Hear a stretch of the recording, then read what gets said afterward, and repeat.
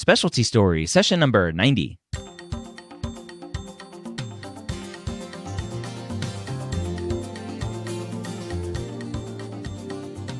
Whether you're a pre-med or a medical student, you've answered the calling to become a physician. Soon you'll have to start deciding what type of medicine you'll want to practice. This podcast will tell you the stories of specialists from every field to give you the information to make sure you make the most informed decision possible when it comes to choosing your specialty. Welcome to Specialty Stories. My name is Dr. Ryan Gray, your host here every week, where I have an amazing conversation with a physician, a specialist in his or her field. This week, I have a great guest, an academic infectious disease physician at Brown University in Rhode Island. And I have a fun conversation with Dr. Chan all about what it's like to be an infectious disease doc, what his day looks like, what his week looks like, why he chose infectious disease, and what he's doing to further progress the field and help his patients, and hopefully get you an inside look and get you interested in infectious disease. So let's go ahead and jump in, say hello to Dr. Chan, and really dive in, find out why he became interested in infectious disease to begin with.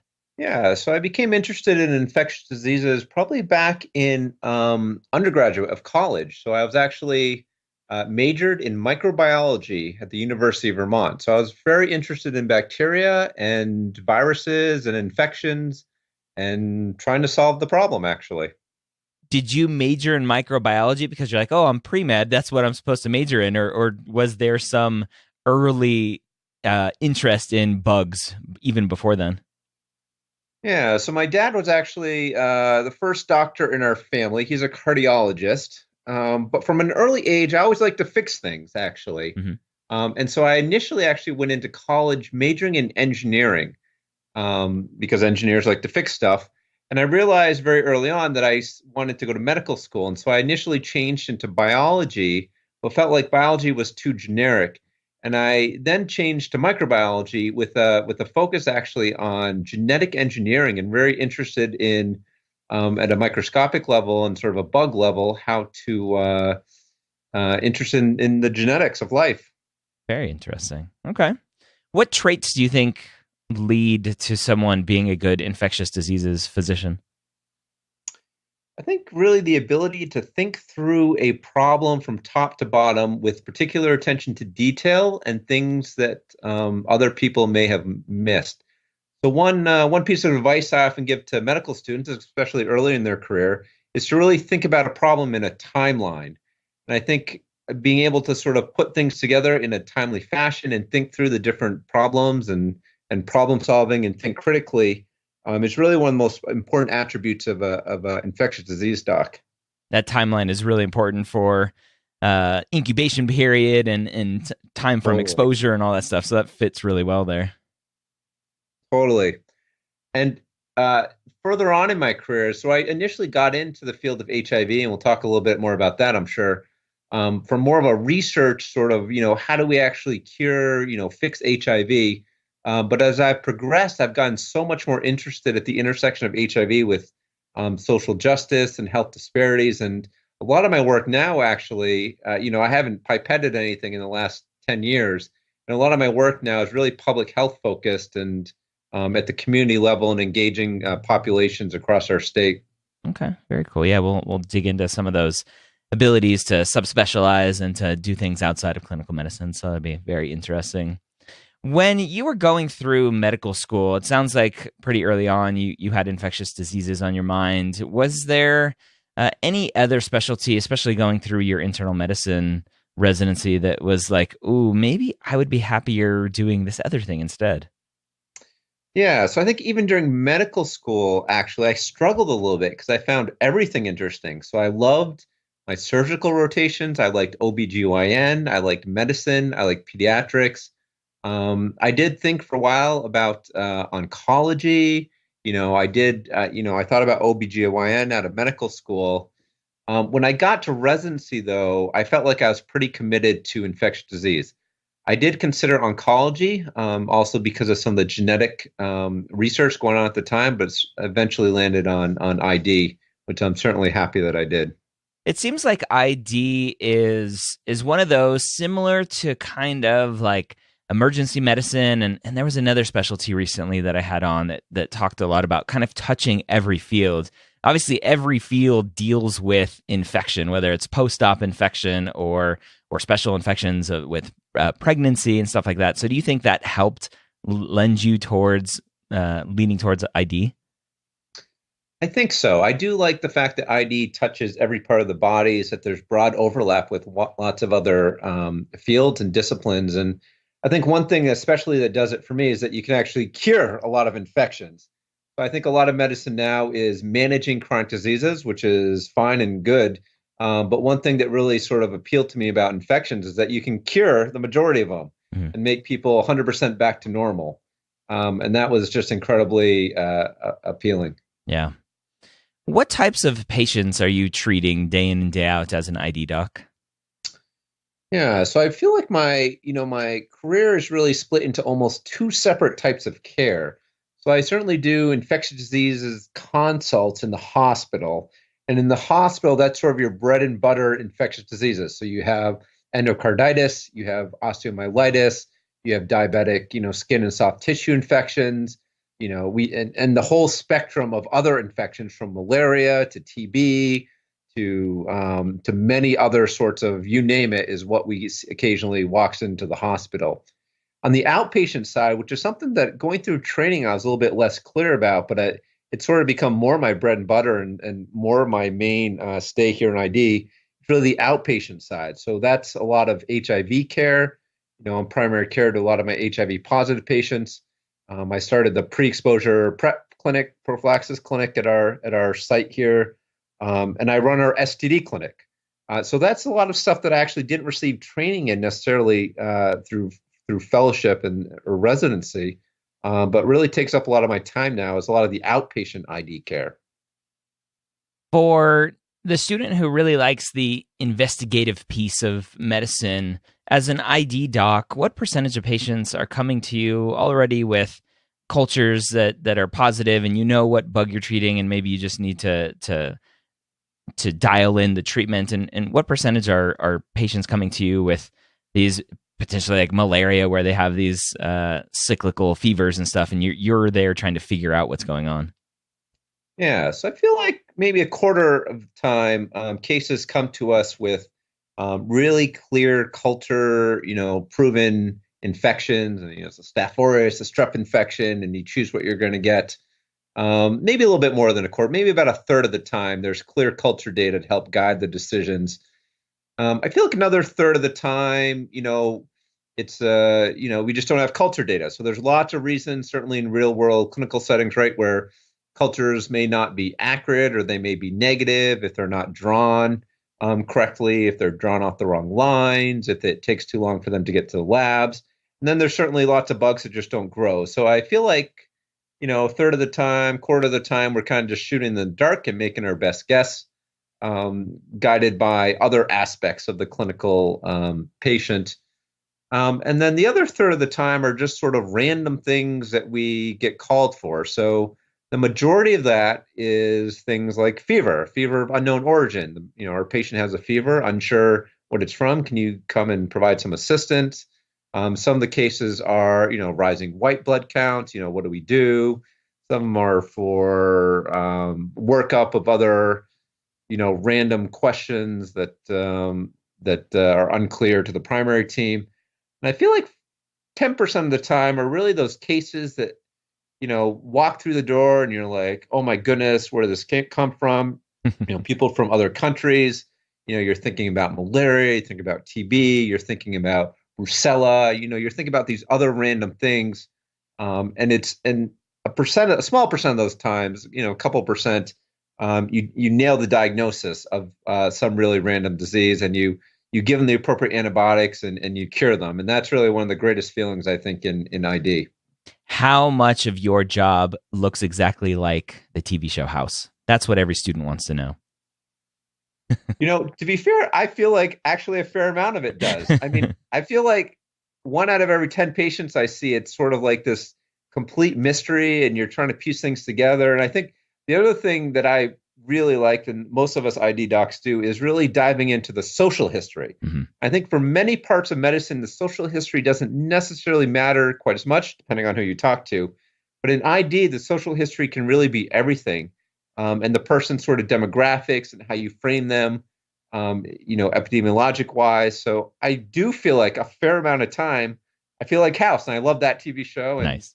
I watched the first half dozen seasons there. But just to be clear, nobody's breaking into any houses, correct?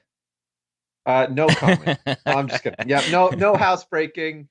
But occasionally we have to think outside the box, which is, again, another one of the reasons why I really like ID. Very cool.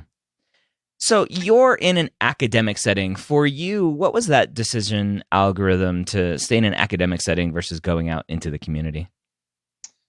Yeah, I think there's pros and cons to each. It's sort of what you like to do. Certainly in the private world, you have incredible flexibility a lot of times, especially if you work for yourself or a smaller practice.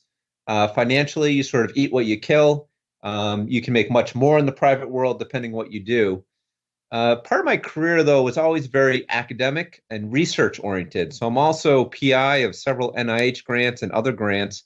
And you can't really do that in the private world. So that's another point about, I think, academic ID careers. Is that a lot of times, a lot of people have several hats. So certainly as a clinician, myself, I'm very involved in research and public health. And especially in the academic world, you have a chance to get involved in lots of other different, whether it be committees or leadership roles or antimicrobial stewardship or working for departments of health. There's lots of other opportunities in a career of ID to really spread out. And just to clarify, it comes up all the time. You're doing a ton of research at a major Ivy League institution, and yet you don't have a PhD. So just to make it known, it is possible to do research without that PhD. It is possible. And again, as I mentioned, actually, I progressed in my, back in undergrads, immediately afterwards, I got a master's in genetics. Again, so that's pipetting and PCR. So I do have some research experience that I built on. But one of my personal successes, especially for NIH funding, and this is certainly to people interested in research, is to really collaborate. And one of my keys to successfully writing NIH grants is that I always lead the grant with a PhD person. Nice. And the NIH loves it because you have two different complementary skill sets with more of a clinically oriented researcher and then more of a PhD-driven researcher. I love it. My main message here for the whole podcast network and everything I do is collaboration, not competition. So you're perfect messaging there. So as an academic ID doc, describe a typical week for you. Yeah, so it seems like every week's a little bit different. I have clinics on Thursdays and Fridays afternoons. For about 4 to 8 weeks out of the year, I'll do inpatient service time where I go up to the hospitals to do some consultations on the inpatient wards, and that's where I'll see the majority of bread and butter infectious diseases cases. And then the rest of my time is really spread out running various research and programmatic aspects of what we do here. So I have multiple meetings related to NIH grants. I'm meeting with research staff. I'm meeting with collaborators. We're doing conference calls. I'm meeting with the Department of Public Health. I work actually part-time here in the state of Rhode Island for the Department of Public Health and helping lead some of their statewide initiatives. But spread across, various institutions, pushing different agendas related to HIV and other STDs forward. Very cool. For the student who may be interested in procedures and working with their hands, what sort of opportunities are there in ID for that? So it's funny, this is actually a pertinent question. I've had to re-educate myself about performing lumbar punctures. So I will say in ID, compared to many other fields, there's in general, it's less a procedure-driven field, just to be upfront about that. But there are definitely things you can do. And most of them are sort of parallel that of what an internist can do as well. So certainly in our clinic, we do lumbar punctures is one. There's others who occasionally do thoracenteses and other procedures. There are some ID physicians, not myself, who feel comfortable doing things like biopsies. And certainly all of us routinely take cultures, but that's not necessarily a procedure. but minimal overall, but there are some. What does call look like for you? The beauty of being an ID doctor is that there's not many, if any, emergencies where you have to go into the hospital ever. So a very good quality of life from a call aspect. So personally, I take call, a couple months out of the year, perhaps, where I have to answer the phones through the night. However, academic institutions, including where I'm at, usually there's a fellow which takes all the calls, and then if there's something that they can't answer, then they turf it to the attending. And so that only happens to me about once or twice a year, to tell you the truth, where I get called in the wee hours of the morning by the fellow, and they're encouraged to do so if they ever come across anything, where there's a case that they just need additional input. Otherwise, for a lot of calls, it's simply start antibiotics, broad spectrum, and we'll see them in the morning to help evaluate. Do you feel like as an academic ID doc, you have enough time for life outside of medicine and the hospital? I do. Yep. So I have two kids myself. My wife works full time, actually. She works several nights a week till 10 p.m. So I actually do a lot of the childcare in our house and our family, especially in the evenings. And so, especially as an academic ID physician, you have time to, you have flexibility with your time. So certainly you have to put in the time to be successful if you want to be successful. But you have a lot of flexibility in terms of how time is managed and when you can be available for family or kids. And I make sure to exercise every day, which is incredibly important. And I do a large part of the child care as well. So I definitely feel like, at least from the ID physician standpoint, that there's great ability to have a balanced life. Right. What does the training path look like to become an ID doc? So infectious diseases is a fellowship after internal medicine residency. So it's going through traditional 3-year internal medicine residency, and then it's in general a 2-year clinical fellowship after that. There are numerous variations. There are research-oriented fellowships. There's combined clinical research fellowships that can be 3+ years. And given that ID is especially a research-driven field in many places, there's lots of places that do combine the clinical and the research together. The typical pathway is 2 years of ID fellowship. There are a number of my colleagues that come from Med Peds residencies. There's a number of my colleagues that also come from a Med Peds residency to do a adult ID and pediatric ID fellowship over 3 to 4 years as well. Are there any strictly peds docs going into ID at all? Is that a path? You can go, there's pediatric ID as a specialty. So you can go from a pediatric residency into a pediatric ID fellowship. Okay. Same number of years, I'm pretty sure. Don't hold me to that. Okay. I'm pretty sure it's the same number of years to become a pediatric ID doc. Yeah, we'll have a specific peds ID doc on to talk about that path. And what about, it seems like some fellowships allow family practice trained docs in to the fellowship. Is there any path for family practice trained docs in, or no? I'm not sure about that at all. That's a great question. Okay. I imagine why not? More the merrier, right? Collaboration. I would feel to give you the yeah. I can't confirm that though. Okay. No, all right. Not a problem. So, how competitive is ID compared to other IM fellowships? Yeah. So, infectious diseases, the top programs in infectious diseases do tend to be pretty competitive. But it's not as competitive per se as cardiology or GI. But the top programs are definitely competitive. Okay. And you being at a big institution, I'm sure Brown is somewhat competitive. What should an IM resident be doing to be competitive for those top programs? So in general, besides doing well in residency, as a rule of thumb, just being involved in something that really demonstrates your interest. So given that ID is very diverse, there's a lot of people from various backgrounds and experiences that we see who are interested in ID, and it's all good. It sort of depends what brings you into ID. That could be, we see a lot of people interested in infection control and antimicrobial stewardship, in antibiotic management. We certainly see people interested in international health. We see people interested in the HIV, STDs pathway as well. So any of those above, but just exploring those through residency and doing research or doing projects, not even just doing something with a mentor or an ID physician to really show and demonstrate your interest and to make sure you're interested and that you want to continue in this pathway, but just doing something extracurricular outside of your normal residency duties.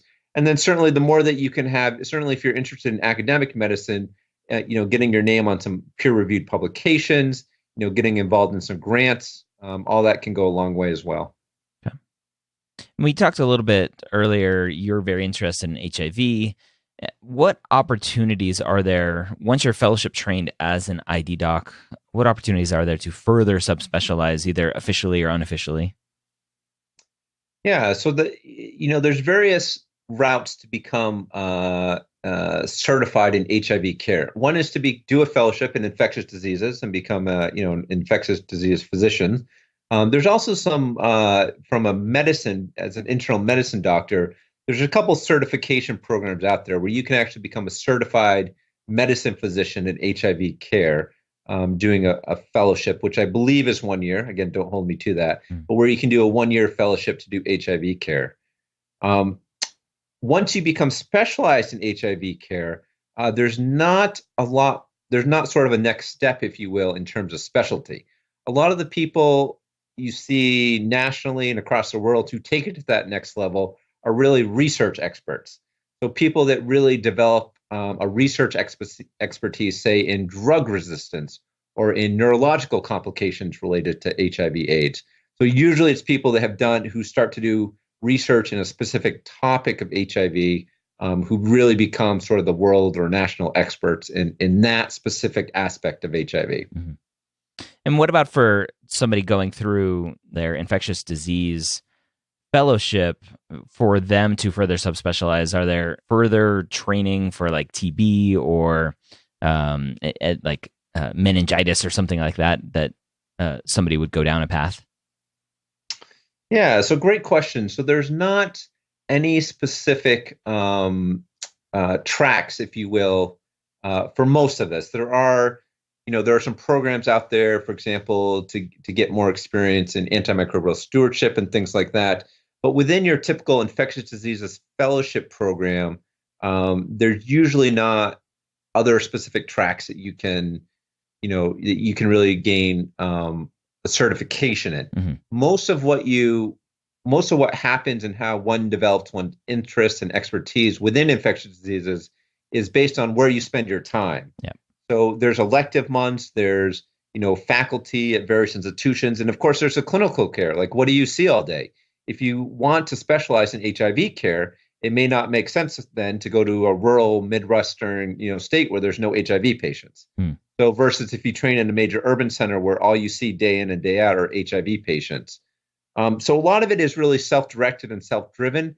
There's certainly programs and workshops and courses that are offered routinely at many major academic institutions where you can start to develop specific interests and focus within aspects of infectious diseases.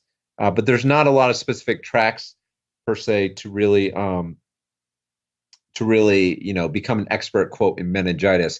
And again, as you look around the country and and even within different schools, the people generally that develop expertise in meningitis or fungal infections or, STDs are people that have developed programs and research portfolios around those different topics.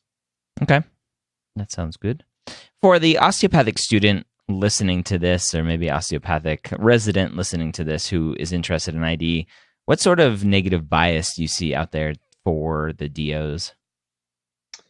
Well, I'm going to be honest. I don't see a whole lot. So one of my mentors, I don't think he'd mind me using his name, but Len Mermel, who is a DO who runs infection control at Rhode Island Hospital, is one of my mentors and one person that I routinely call up, including this week, for pieces of advice. So I think it's less about the degree after your name. I mean, understanding, of course, you have to have a degree, but less about the degree after your name and more about what you make of yourself and how your career transpires. So I know some very competent and fantastic, and people I've considered life mentors who are DOs. So I definitely wouldn't let that be too much of a consideration. What do you wish primary care providers knew about what you're doing day in and day out to help their patients and your future patients hopefully have better results? Yeah, so I think our primary care colleagues are fantastic, and providing some primary care myself, certainly to my HIV positive patients. I mean, the way that medicine has gone is that everything's subspecialized, and it's so impossible to be good at everything and keep up with every single aspect of literature on every single disease. And so, I found certainly as I've gone through the years here in infectious diseases that I've become less comfortable managing, aspects of diabetes and primary prevention related to cardiovascular disease. So I think our primary care workforce certainly has a very difficult, if not impossible, job many times. And from my perspective as an ID physician, especially someone involved in public health, there are some diseases like HIV that I think if we engaged all of primary care, is that we essentially have, we have the power to end that tomorrow. So there's a lot of emerging data and approaches, especially with HIV, where, for example, if we test everyone that's engaged in primary care and get them on treatment and link them to care, is that we have the potential to really make huge strides in addressing the HIV epidemic. However, to really do that, and part of our work here, certainly in Rhode Island and elsewhere, is to try to engage the primary care community in assisting with HIV testing and testing for other STDs. What other specialties do you work the closest with? I think internists, primary care. I mean, especially in the hospital, the hospitalist internists, they're the ones that consult us for infectious diseases cases. And then on the outside, in the outpatient world, we get a lot of referrals in from primary care and internists, adult medicine docs, for various aspects of HIV and ID care as well. You talked a little bit earlier about your involvement with public health. What opportunities are there for somebody who may want to explore outside of clinical medicine? What opportunities are there for an ID doc? I've really found that there are tons of opportunities for infectious diseases doctors to get involved. I have colleagues across the world, people that work internationally, people that provide care at international sites, people that consult for NGOs, the WHO. There's tons of opportunity nationally and locally. Our health departments, many health departments across the country, do have consulting positions, if not full-time positions, for infectious diseases docs within public health, and even situations like mine where I'm on staff, certainly at our academic institution, but I do consult part-time for our Department of Health on aspects related to HIV, STDs. There's also opportunities at other outpatient health centers. So some of my colleagues also provide consulting services related to Hep C treatment, HIV care, and various other aspects of ID care to community health centers, NGOs, et cetera. Also, a lot of community-based organizations have medical director roles. And given that a lot of community agencies work for things like substance use treatment or AIDS service organizations, STD clinics, a lot of these organizations have roles for medical directors. And a lot of my colleagues have served on those over the years as well. What do you know now that you wish you knew before going into ID? I think the biggest transition for me was actually becoming more of a senior person. It's been a little bit more complicated. The higher you move up the food chain in terms of leadership, it's something that I've had to learn sort of on the fly. So I currently manage, a team of over a dozen people and have a number of different leadership positions throughout our state. And it's something that they don't teach you in medical school at all. It's actually how to be both run a business, essentially, in terms of managing different sources of income, whether it be clinical or grant related, and then how to manage people and how to be a leader. And it's something that they train you very well throughout medical school and residency to be a clinician. But some of these more, I guess, if you will, basic business/leadership/managing skills are something I've had to learn on the fly. So that's been a little bit difficult for me and been on a steep learning curve. And certainly I continue to learn every day. but it's something I wish I'd probably taken a little more formal training with, given the positions that I currently have. Do you have a go-to leadership or business book that you would recommend to everybody? I don't actually. What Okay. I have done, my approach has actually been to have several key mentors, people that have been through this time and time again, some people who are much more experienced, and I lean on them heavily and ask them, questions about how to navigate different situations, questions about money, funding, etc. So I do, I seek out mentorship from people that have been in good positions, and I would recommend that certainly as a rule of thumb for all your listeners. Certainly, whatever stage you're at, is really to seek out a couple of key trusted people that you can ask confidentially some tricky situations if you ever find yourself in them. Mm-hmm. And that's kind of the role of this podcast is all my guests are virtual mentors, which is kind of fun. What do you like the most about being an ID doc? So I think as I mentioned, I don't spend as much time in the hospital as a lot of my ID colleagues. What I've really gravitated to more is a preventative side of infections, actually, which is something that I didn't anticipate, certainly through my training. So I do a lot of, I started our HIV pre-exposure prophylaxis program. I see a lot of people that are at risk of HIV, and one of my jobs is to keep them negative. So I've really enjoyed interacting with young, otherwise healthy people, both in terms of STDs and preventative care, and even HIV positive patients now. A lot of them are young, in their 20s, 30s, 40s. And as I'm sure most of your listeners know, the treatments now for HIV are so advanced, one pill once a day, is that people do fine. So I'm doing a lot of preventative care that I didn't really see myself doing, say, 10, 15 years ago. But I find that I really enjoy that aspect the most, is keeping people healthy, is guiding people. And similar to our previous comment there about mentorship, I feel like I do a lot of education and counseling and teaching and mentorship to my patients, trying to guide them through difficult situations, mostly related, but not all related to their health. And I've enjoyed that aspect really the most. Okay. What do you like the least? Again, I think as I've sort of progressed through my career is the administrative burden sometimes that can become pretty sometimes overwhelming. And again, I encourage your listeners as you progress is that at some point the administrative side of medicine may start to weigh heavily on your career, and just trying to set some clear boundaries and some structures to help manage that time. Because it's funny, I just sat on a panel for physician burnout, and the EMRs are actually one of the number one causes, number one reported things for physician burnout in terms of all the messaging that comes across the EMR. So I think setting some clear boundaries and limits. But for myself, I think one of the most challenging things has just been managing the incredible administrative burden that comes on, as you progress in your career. Do you see any major changes coming to the field of ID that a medical student or resident should be aware of before embarking on this journey?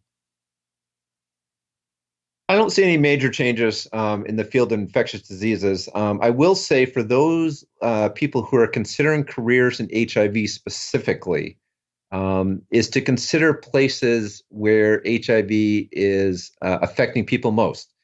So, and that includes the Deep South, actually. So a lot of money and resources now are being redirected to places in the Deep South of the U.S.